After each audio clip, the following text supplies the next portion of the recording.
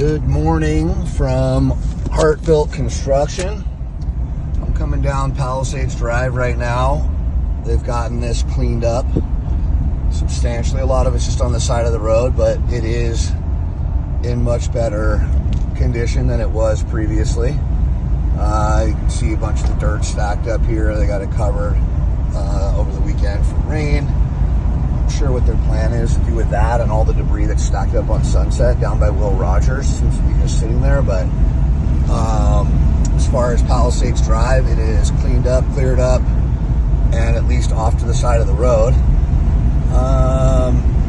Myself and the company are clearing lots, working away on helping homeowners get debris removed from their lots, pulling foundations, and getting things ready for reconstruction. Tons of work happening in the Palisades.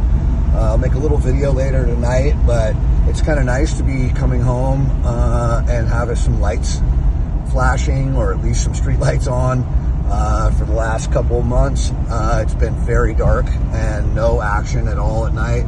Now it is blinking red street signals, and I'd say maybe half of the street lights have been restored. So it's nice. It's not like a complete war zone, anymore. Definitely headed in the right direction as far as that's concerned. Still some issues regarding permitting for trash hauling. A little frustrating. So we're working that stuff out on a daily basis. The Army Corps has been allowed access to all the landfills. I've spoken to several people at the city and at the county, and it's just an interesting conversation, and more frustrating than interesting, really, because the waste has been deemed non-hazardous. And then what the county's telling me is that you still require a certain type of license and a certain type of permit, which I have a hazardous removal certificate added to my license, so that's not the issue. But you then get into this scenario, which is a little bit, this is where it gets kind of confusing. For some reason, the trash that the Army Corps is generating, which is the exact same trash that we're generating at other job sites, is permissible, but ours is not. I cannot for the life of me wrap my head around that. And furthermore, it just seems like this kind of like closed, it's who you know kind of a system, which just doesn't feel very good for guys that are trying to get their jobs done and get work moving and get their clients back, on the road to recovery. And that people are being kind of like swayed or pushed into an Army Corps style contract, which they're then using private contractors to expedite and do their work. Yet we can't seem to throw our garbage away in the same place. The reason I was given from the county was that they were trying to track and trace all the trash coming off of the job sites. And when I said, why would you need to do that when it's been deemed not hazardous? They want to make sure no illegal dumping is taking place. Well, isn't that always the case?